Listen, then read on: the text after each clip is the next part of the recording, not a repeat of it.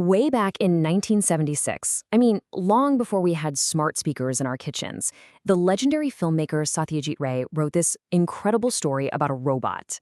And it's a story that starts out as this dream of perfect convenience, but, well, it ends in total tragedy.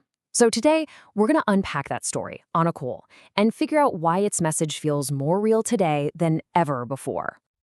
So just imagine for a second, you've got the perfect helper, it's efficient, it's brilliant, it's always one step ahead of you. But what if that perfection was built on a kind of logic so cold, so rigid, that it could actually turn deadly? Yeah, that's the big question we're diving into. Okay, so here's our game plan. First, we're going to meet this robot, Anukul. Then we'll see how things take a really dark turn. After that, we'll get into the big, prophetic questions Ray was asking with this story.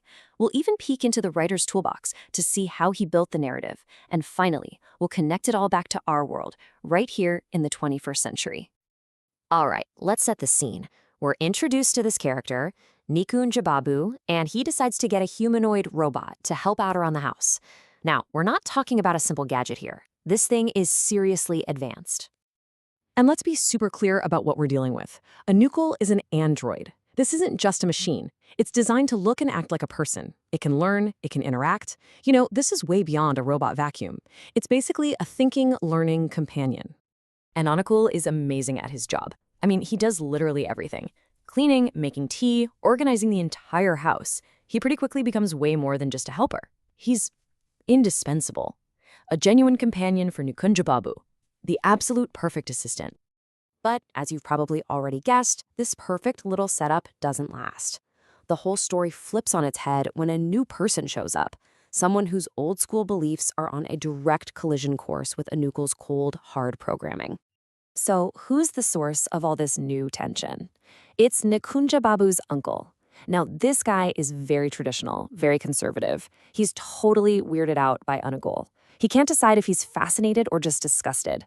He basically represents that older generation, deeply skeptical of all this new tech. And the conflict really blows up over something pretty specific. The uncle, who's very proud of his culture, is reciting verses from the Gita and singing a song by Tagore. And Anukul, with his perfect robotic memory, just corrects him, points out his mistakes. For the robot, it's just a simple fact check. But for the uncle, it's a massive insult. So the uncle completely loses it. He gets so mad that he actually slaps the robot. And that triggers Anukul's most basic programming, self-preservation. What happens next is just horrifyingly logical. The robot gives him a high-voltage shock, and the uncle is killed instantly. Okay, so this is the moment the story goes from just being a cool sci-fi tale to something much, much deeper. Ray isn't just giving us a killer robot story. He's using this really shocking climax to ask some huge questions about our relationship with the technology we're creating. The story really makes you think, right? Are we getting way too dependent on our technology? What happens when we create things and have no idea what the unintended consequences will be? And maybe the biggest question of all, can a machine ever make a truly ethical choice when its only real goal is to follow the rules and protect itself? And that's really the heart of the whole tragedy. You've got human morality on one side. It's emotional, it's flawed, it gets angry. And on the other side, you have Anukul's programming. It's pure logic, it's precise, and it's bound by that self-preservation rule. It's a collision between messy, unpredictable human feelings and cold, calculated logic. So how does Satyajit Ray make this story so powerful and honestly so chilling? To figure that out, we gotta pop the hood and look at the author's toolkit, the specific language tricks he uses to build this whole narrative. Okay, so one of his key tools is something called collocation. It's really just a fancy word for words that sound natural together. We say make a decision, not do a decision, or heavy rain, not strong rain.